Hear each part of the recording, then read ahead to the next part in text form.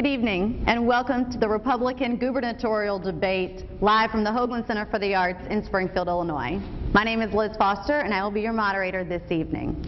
Tonight we hope you take the next hour to listen to what the four men on this stage have to say about the issues that matter most to you. In addition to you at home, we have a live audience with us tonight. We ask that they refrain from applause until the end of tonight's debate. Tonight's format is very simple. Each question will be answered by all four candidates. Each candidate will have 90 seconds to respond. At the end of questioning, each candidate will have a chance to address attacks, perceived falsehoods, or clarify earlier statements.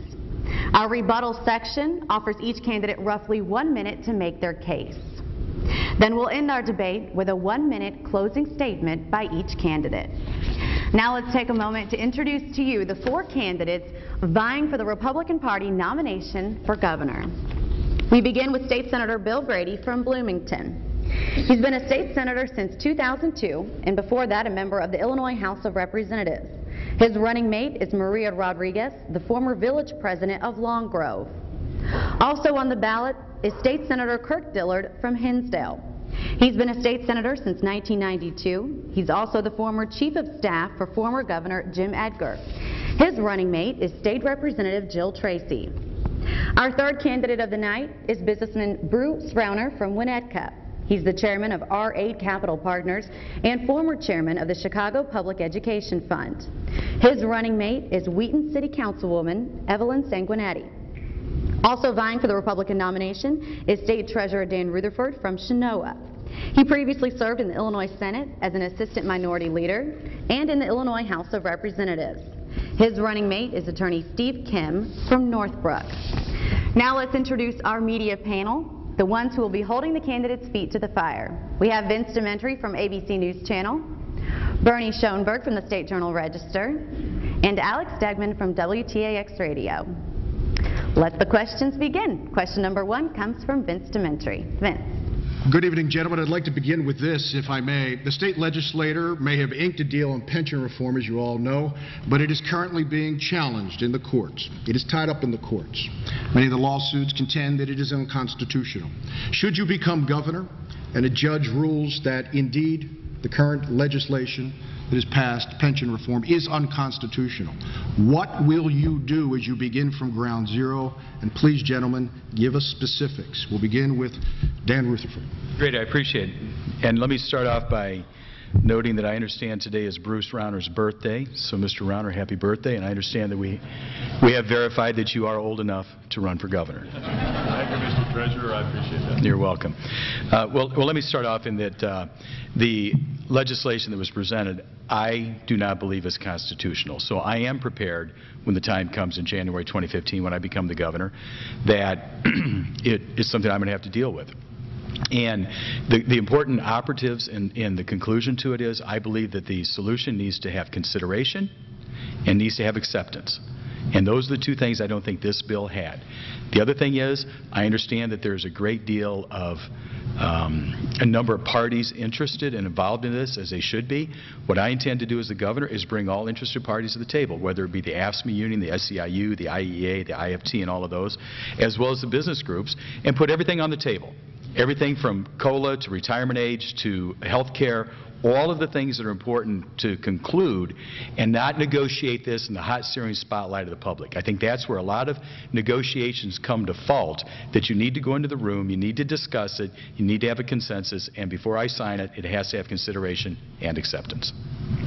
Mr. Dillard. Thank you, Vince. You do what I've said for a couple of years I've done as governor. To lock everyone that's an interested party in the executive mansion, and you don't come out until it's done. Hopefully, if it's struck down, the court gives us some guidance of which to build off of. I noticed that Rhode Island, which has always been hailed as a model for pension reform nationally in the last few days, had an agreement where they got it was litigation and they brought everyone together. That's what you have to do, and you've got to do it. But you need to lock everyone in the mansion. No one comes out until there's an agreement, because the state does need major pension reform. Mr. Brown. Unfortunately, the pension bill that was passed was a significant failure. I think it was a Band-Aid on an open wound. We have a massive pension problem, and this pension bill did relatively little to fix it. And whether it's found constitutional or not, we need to do significantly more. How would you fix it? So the most important thing we can do is freeze the current system. Freeze it. Don't take away what was honestly accrued by government workers. Don't change what was honestly accrued. But for future work, from this day forward, move current workers and future workers into a defined contribution plan, more of a 401k style plan. That would not save significant money the first 2 years, but over a 10-year period, 15, 20-year period, tens of billions of dollars. And then we could have that money, some portion of it, available to fund into the old pension liability and protect the workers who have one modest pension. I believe workers who have one modest pension should get that pension, and they shouldn't have that changed retroactively.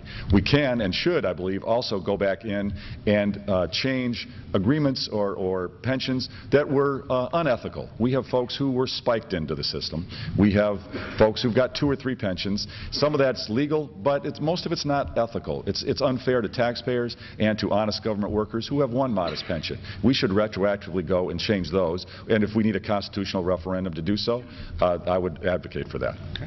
Mr. Brady.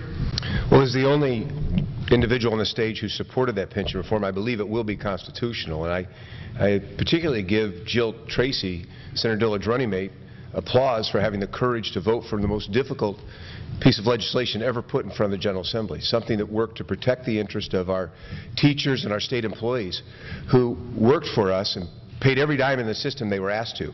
But governors and legislators and people who passed budgets failed to fund the system, so we had a $100 billion liability that we had to solve. It was unsustainable.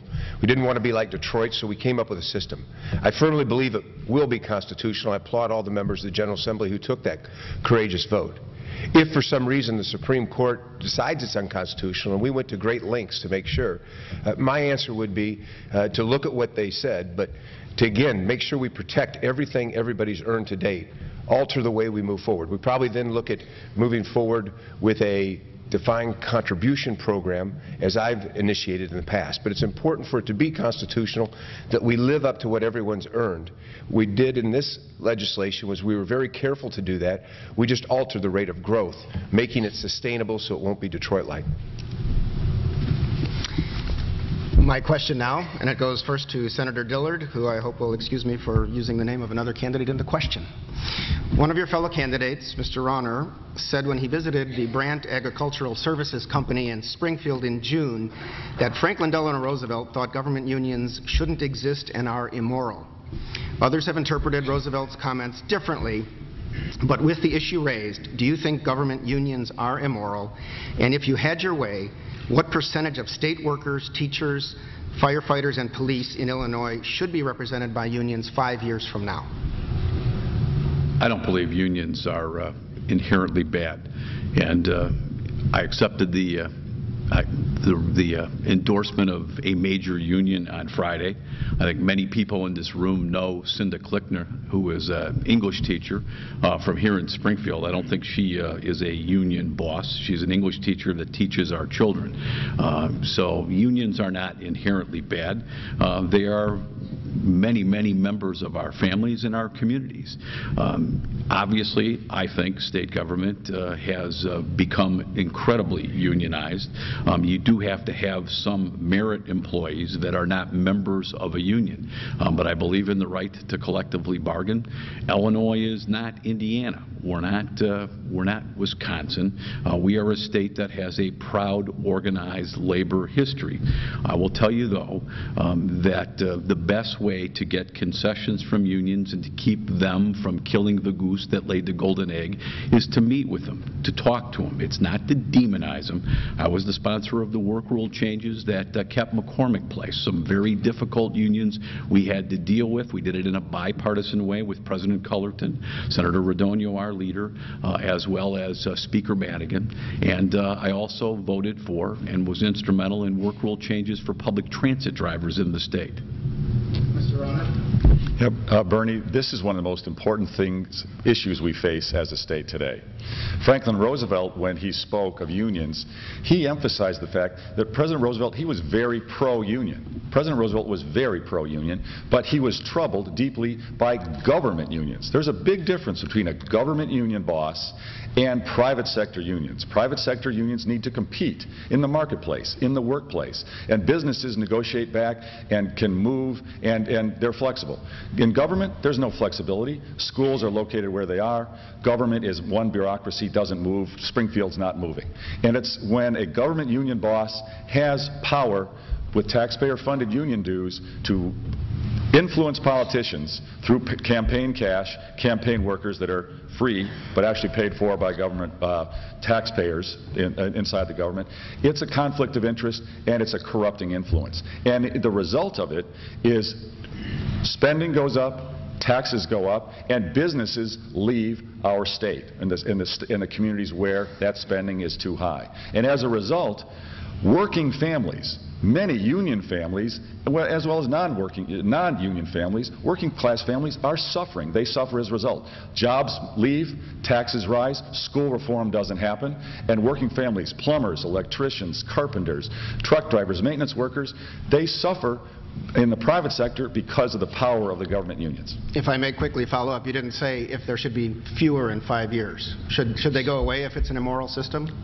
I believe that their power needs to be restricted. And I'm not against the existence of government unions, but workers should be free to choose whether to be in a union or not. We go to Senator Brady. Well, Bernie, I think the word you used, or quoted Mr. Ronner saying that they're immoral. They're not immoral. I mean, unions serve their constituency, the people that they represent. And certainly public and private sector unions have done a lot to assist in enhancing the quality of life of the members that they provide for. They also provide for a skilled workforce. We can't lose sight of the fact that union representation often provides in the private and the public sector with a skilled workforce that's able to meet the demands of a government job. So I think it's abusive to use the word immoral when you talk about any union members. They've been a pillar of our country, and they've been important to us. But it is important that a governor have balance. And I will say this about Governor Quinn. He has failed at developing a relationship with the unions. We do have far too many as a percentage, union employees, because we've seen many of them choose a union job that was protected rather than a management job before, because this administration has failed to budgetarily deal with that. As governor, I'm going to work with the unions to make sure that there are union jobs, but I also think we need more of a balance to where management jobs are not needed to be unionized and can work under the flow of what we do in government. So as governor, I'm going to be honest with the unions. I'm going to negotiate fair and decent contracts. We're going to meet our obligations. We're not going to make promises of raises like Governor Quinn and then fail to deliver on them.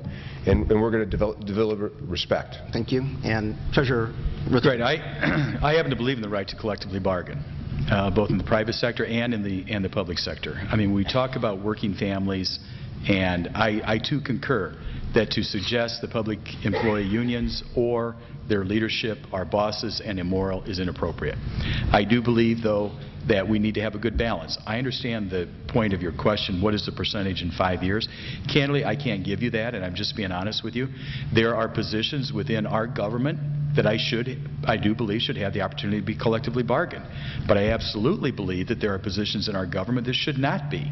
And we've gone through a legislative initiative this past year into which the constitutional officers, and I've been a part of that, suggest that there are positions that should not fall under a union, that they should be discretionary, they should be at will, and go with what the constitutional is. So the balance in itself is yet to be seen.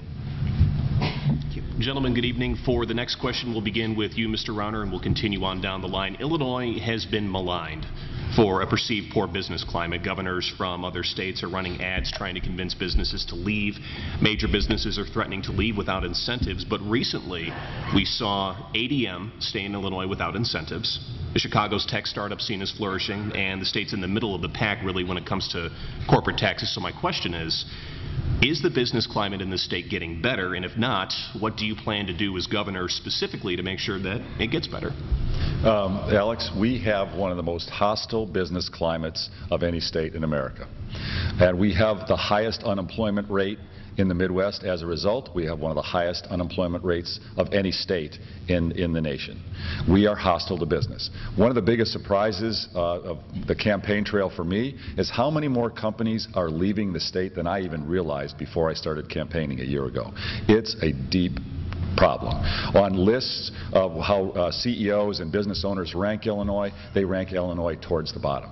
And it's outrageous. There's no good reason for it. We have great people. We have great location. We're the capital of the Midwest. We have great infrastructure, or we're letting it deteriorate. We should be kicking the tails of all the states around us, and instead they have lower unemployment rates than us. We have worse unemployment than Michigan. I mean, good grief. It's unacceptable. We need to reduce the regulatory burden on business primarily, but also the tax burden. Many business owners are sub-S corporations. They pay the personal income tax. And that's been raised, and they're talking about raising it more. That would be devastating to business. But we also have very high sales tax, use fees, and real estate taxes, and that hurts business owners. But we also need to reduce the regulatory burden. Workers' comp, tort system, litigation system, insurance costs, environmental restrictions, labor regulations. We are a regulation-heavy, restrictive, heavy bureaucracy state. We need to become pro-free enterprise, pro-growth again, so we are stealing businesses back from Indiana rather than the other way around. Mr. Brady? We're absolutely right. There's nothing more important to the state than improving our economy and bringing the 200,000 jobs back we've lost over the last 5.5 years, which really means we need to work toward instill consumer and business confidence back in Illinois. Now, I would say pension reform was one of the first steps. It was important. We saved $180 billion in that proposal that will work to save taxpayers money and solidify the pensions for teachers and state employees, which was the first step, which was important. But the next step is absolutely got to be to deliver on the tax cuts that the Democrats promised. As Republicans, it's incumbent upon us to make sure that those tax increases the Democrats placed on families and businesses are lowered and reduced with the cuts that are scheduled to take, and I adamantly support that. No way, no how will we allow the Democrats to extend that. But they also need other specifics. In the area of workers' comp, they need causation, like other states, to reduce the cost, protecting injured workers, but making sure the premiums are fair. They need an educated workforce, which is why I call for abolishing the State Board of Education, ending the bureaucracy of Washington, D.C. and Springfield, empowering local school districts, parents and school board members and teachers to teach to the interest of the student, not some bureaucrat in Washington, D.C.'s idea of a test. We can make this the greatest state in the nation, but we have to do it by building consumer confidence. Once we build consumer confidence, the businesses will reinvest and take advantage of all the wonderful assets we have, starting with our great workforce and our people. Mr. Rutherford?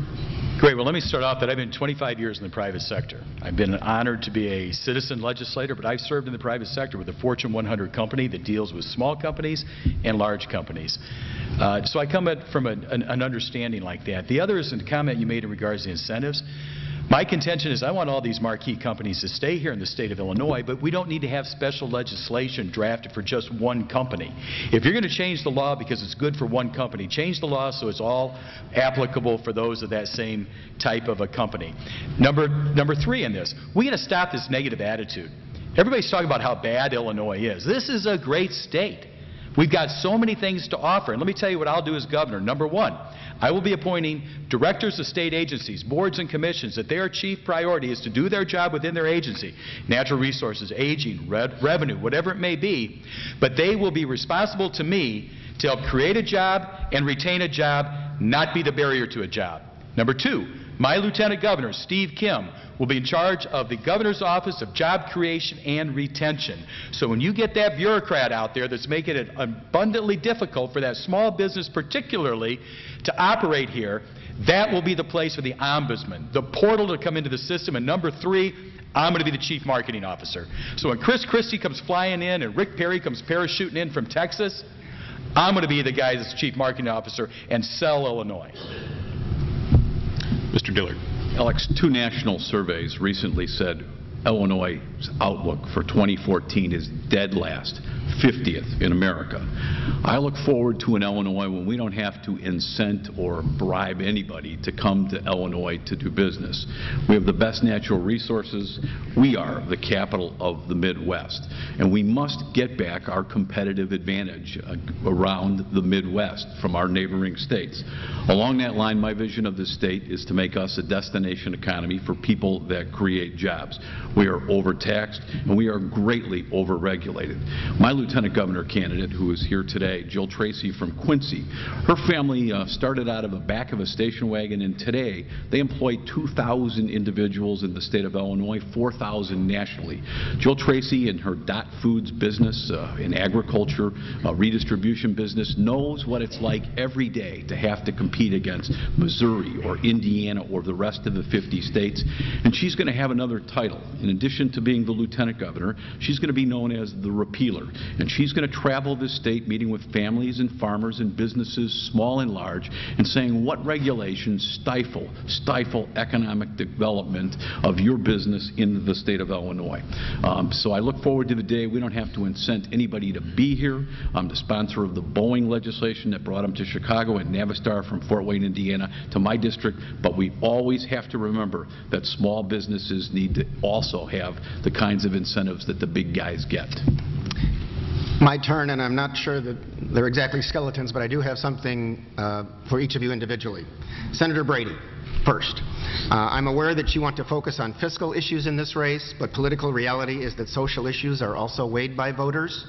Your personal views have been that local school districts should be able to decide if they teach only evolution or also intelligent design, and that abortion should not be allowed in cases of rape or incest. In a state that has been trending Democratic, how can you assure Republican primary voters that you could win in November with those views?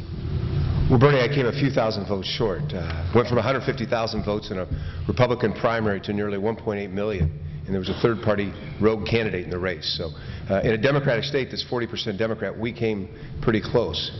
But I'll tell you, the rematch against Pat Quinn and myself will be a fun one, because I promise you, as I travel around the state, there's a great deal of buyer's remorse out there about the false promises Pat Quinn made in that election, and I'm the only candidate in the stage who can re-energize that debate and go on to win.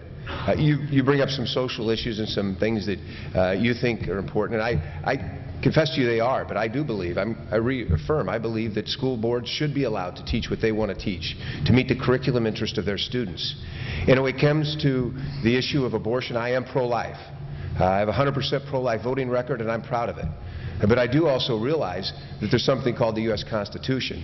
And in spite of Pat Quinn's desire to run attack ads against Bill Brady and claim he'd eliminate a woman's right to choose in the case of rape and incest, those were attack ads that were distorting the truth. No governor in this country can eliminate a woman's right to choose. But I'm not going to back away from my pro-life beliefs. I believe government has an obligation to protect innocent human life. And I believe that as a Republican, you have to be both socially and fiscally conservative to build your base to go on and win. I think I proved that, particularly as we relate to last several gubernatorial elections and presidential elections in this state. Thank you. Treasurer Rutherford, I know you have strongly denied allegations made against you in a lawsuit from a former employee who alleged pressure to do political work and sexual harassment, but you also talked about the outside investigation you ordered up at taxpayer expense to clear your name. Now you say you can't release it on advice of legal counsel. Shouldn't voters get to see that report now before the primary? And if they don't, aren't you asking them to cast ballots without adequate knowledge about you? I would very much. There you go. I would very much like for them to see it. In fact, when I made the announcement that we're going to release it, that was totally the intent. What happened before the date of the release and the time was the fact that there was a federal lawsuit filed. Right now, advice of counsel is because there's a federal lawsuit going on. I'm working it through. I want to get that out there, believe me. You also have said that Mr. Rauner is behind this. Do you have any proof at this point? I do not have direct proof to that. Thank you. Senator Dillard. At a rally in October at the State House Rotunda, you said, and I quote, "Defining marriage between one man and one woman to protect children and our families is something that the legislature has a duty to do." Do you think the state has been harmed by passage of the bill that will allow same-sex marriage, and will you do anything to modify or reverse that law? Well, only time will tell. I have no plans to modify that law. I am laser focused, Bernie, on my plan to make us a destination economy for job creation, and hopefully we'll get to our plans on how we make the state of Illinois itself fiscally responsible and have a balanced budget again. Mr. Rauner, it was very clear in a series of interviews you did last month that you spoke to then Chicago Public Schools CEO Arnie Duncan at least about the process of getting your daughter on a special principals list so she could attend the prestigious Walter College Peyton Prep High School in 2008. In fact, you told Channel 2 in Chicago that, quote, "there's nothing wrong with it and I would do it again and again." But when I asked you in a September 3rd interview, and I quote, "did you talk to Mr. Duncan about it?" you said, quote, "I did not." And when I asked if you might have left him a message, you kind of laughed and said, "I told you the facts." It seems like your story changed. Why?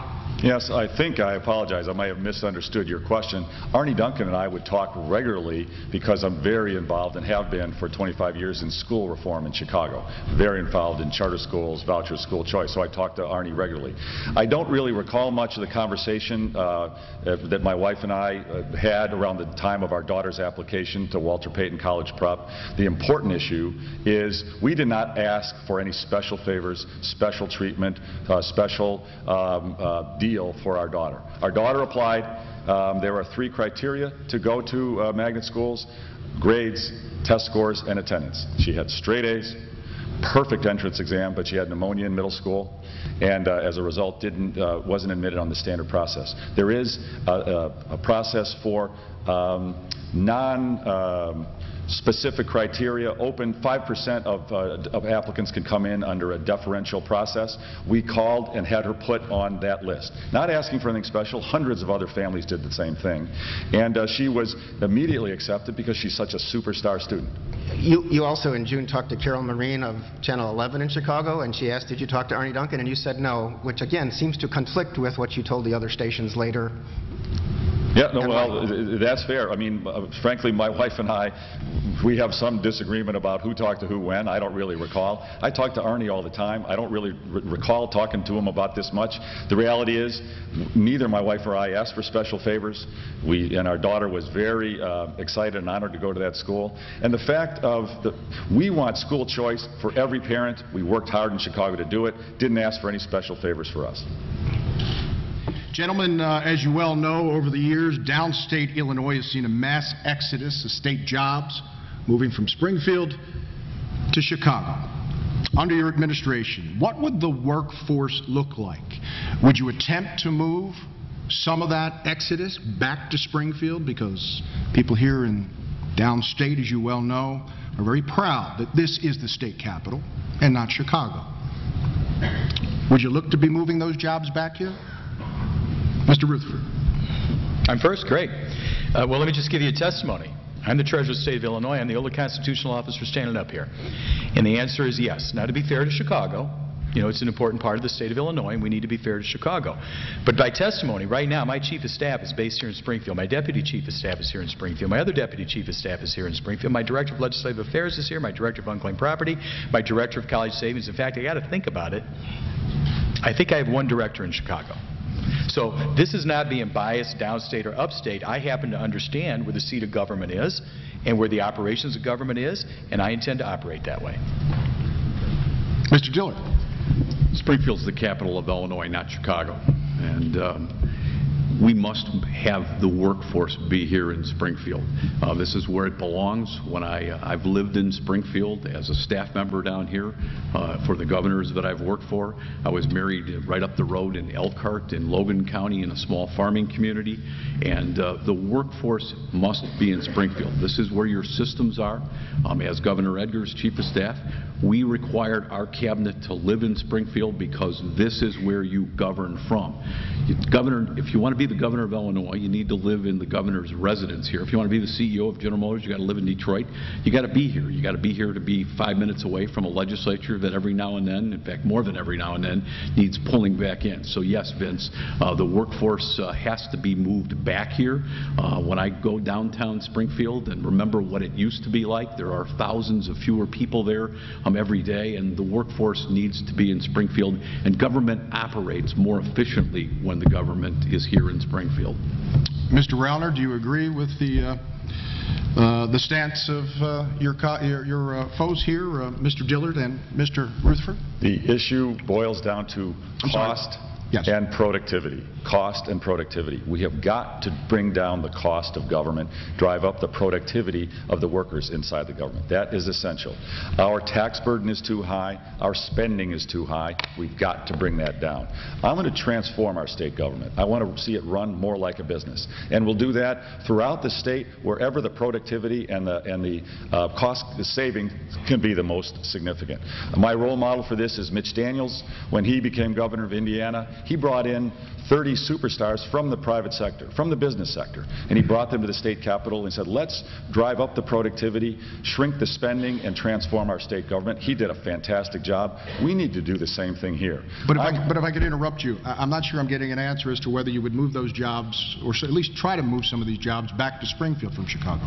Because we have to look at, and I can't sit here today and say where will the cost be lowest, where will the productivity be the highest.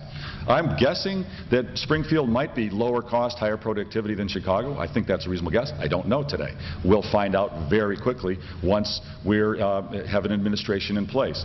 I personally, my wife and I are going to move to Springfield.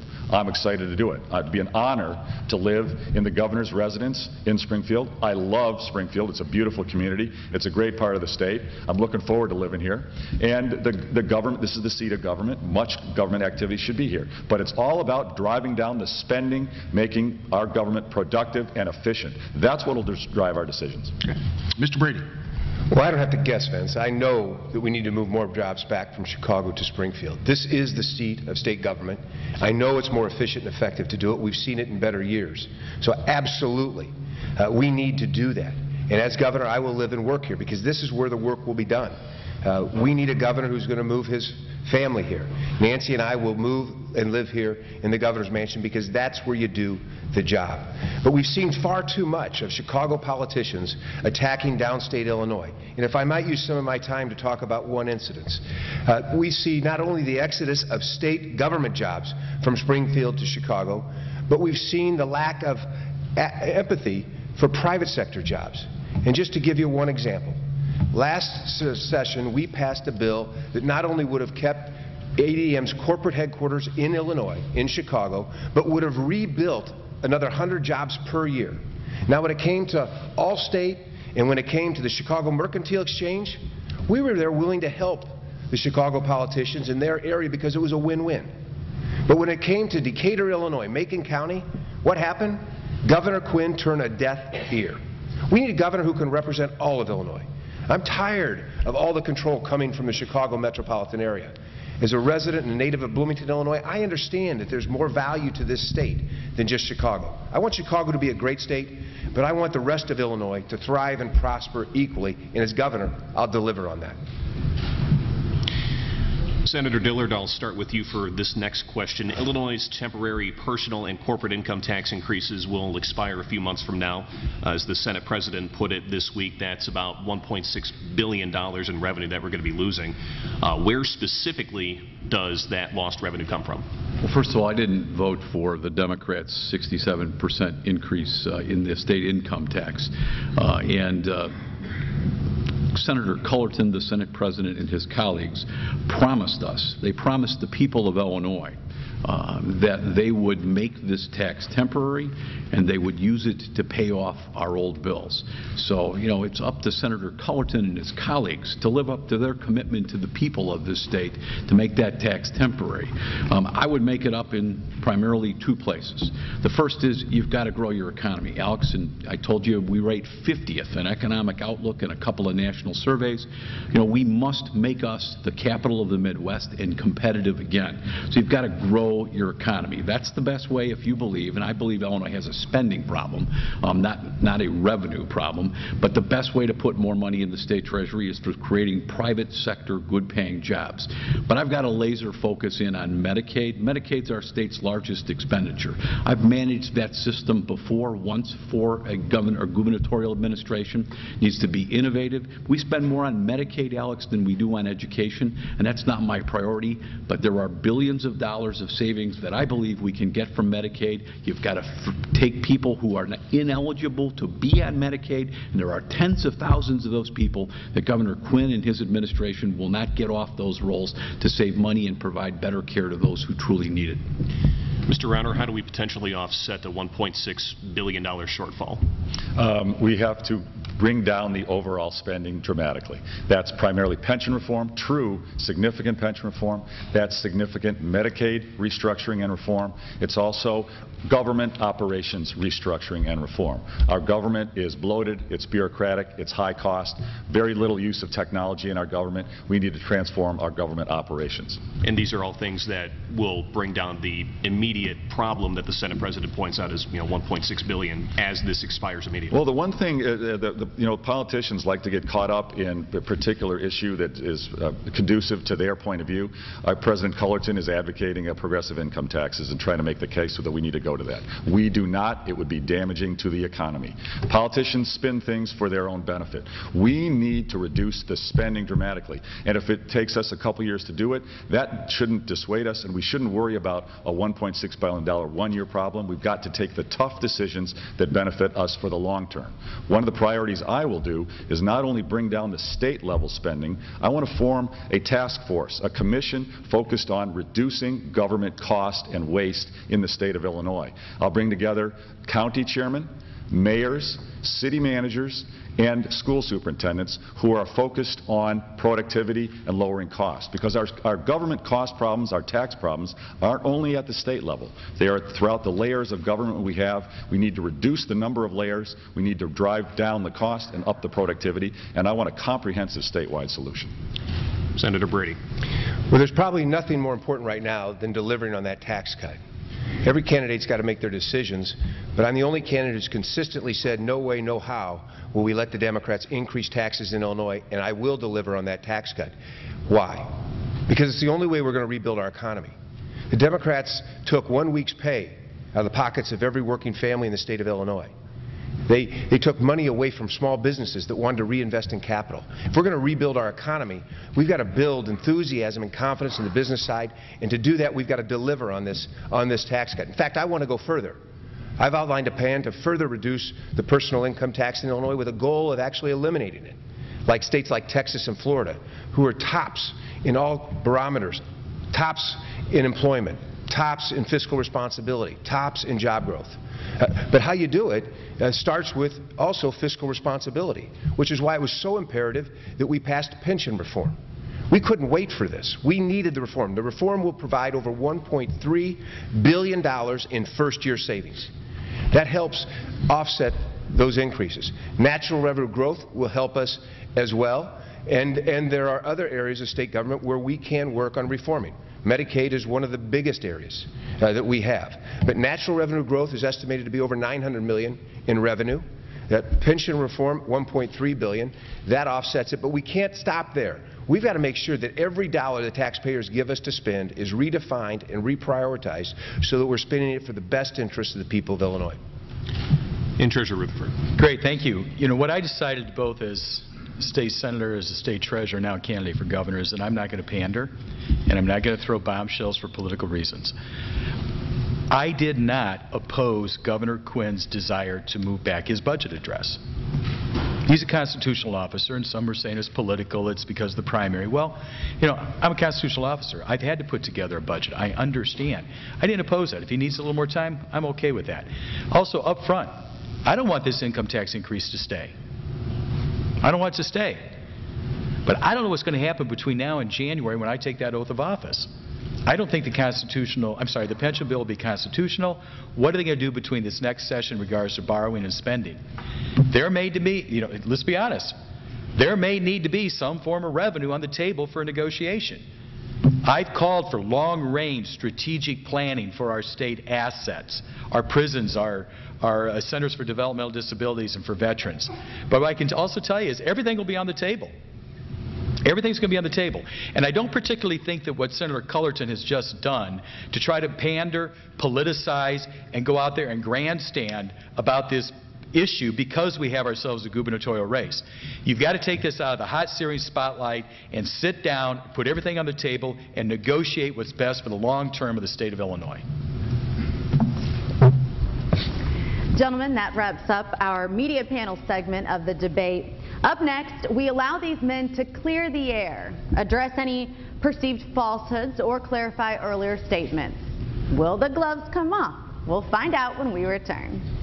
Right now, we'd like to give all of our candidates a bit of a rebuttal time. We'd like to take the time to allow the candidates vying for the mansion here in Springfield, the governor's mansion, to kind of clear the air and find out if there was anything said tonight that they'd like to expand upon, or anything said by other the candidates that they took exception to. So you will have 45 seconds, gentlemen. So we appreciate it if you can make it concise, and we'll begin with you, Mr. Brady. Well, thank you very much. Let me just say that it's an honor to be here tonight. I'm running for governor because I believe in Illinois. I believe this state has the richest heritage and the richest opportunity of any state in the nation. And I want to take my Central Illinois business experience, coupled with my legislative experience, to work with the legislature to forward meaningful programs that move our state forward. I've outlined an agenda. I've said no to Democratic tax increases and yes to tax cuts for families and businesses. I said we're going to balance the budget. We're going to have education reform. We're going to have term limits to restore government to the people of Illinois. Those are the policies, the bold initiatives that we need in this state. And as your governor, that's what I'm going to deliver on. Mr. Dillard, you're on the clock. Thank you. I think this is our clarification round, is it not? It is. You know, Bernie, in answer to your question about Mr. Brady's position on social issues, the demise of his campaign began with an idea that he had to mass euthanize animals. That began the drumbeat that made him a vulnerable candidate. And it was also followed up with stories, and there was another one on the front page of the Chicago Tribune last week, where Bill votes on legislation before the General Assembly that impacts his family's real estate business. I'll give Mr. Rauner a pass tonight on pay-to-play. I won't gig him about Stuart Levine being paid $1 million, the mastermind of the Blagojevich corruption ring, and he getting $50 million back from a board that Mr. Levine sat on. You touched on him clouding his kid into the Walter Payton High School in Chicago, and I won't even mention how he gave $300,000 to the Democrat governor of Pennsylvania and then had business increase from public pension funds in Pennsylvania to his firm. Mr. Rauner, salvo's been fired. I like all those things that weren't mentioned. That's that's impressive. So, Bernie, I'd like to address your comment, and I apologize to you for being incorrect. Frankly, my memory is not clear, and I honestly thought that I had never talked to Arnie because it was a minor issue, our daughter's application process, which I wasn't involved with. My wife corrected me, said, Bruce, you talked to Arnie. And I said, I thought you talked to Arnie. Okay. I don't remember. The fact is, it was a minor issue because we didn't ask for any special favors. We just got her name on the list. And I spent a lot of time, and this is an important issue, with school reform in Chicago. Vouchers, charter schools, merit pay, modification of tenure, and really empowering parents. My wife and I are dedicated to that. We've spent years and much of our financial resource trying to empower parents in Chicago for school choice, and we're passionate about it. Mr. Rutherford. You know, I don't think there's anything I need to clarify, but there's something I'd like to highlight even further. When you asked the question earlier about Chicago and Springfield, you know, it is very obvious. I mean, you don't have to be an economist to understand that building space, office space between the city of Chicago and Springfield is dramatically different in price. That is in part why I see the majority of my staff, the vast majority of my staff on the Treasurer's office, and for that matter should be for government, right here in the capital city. You even take things like parking spaces. What you have to pay for a parking space for fleet cars and staff cars in the city of Chicago compared to Springfield is dramatically different. And to be candid too, salaries and the cost of living, it is dramatically different. It makes abundant economic sense to have this staffing here at the state capitol. Gentlemen, we would like to thank you for coming to Springfield, the capital city, the home of Illinois state government, and engaging in this spirited debate. When we return, we'll wrap things up and give the candidates the final word.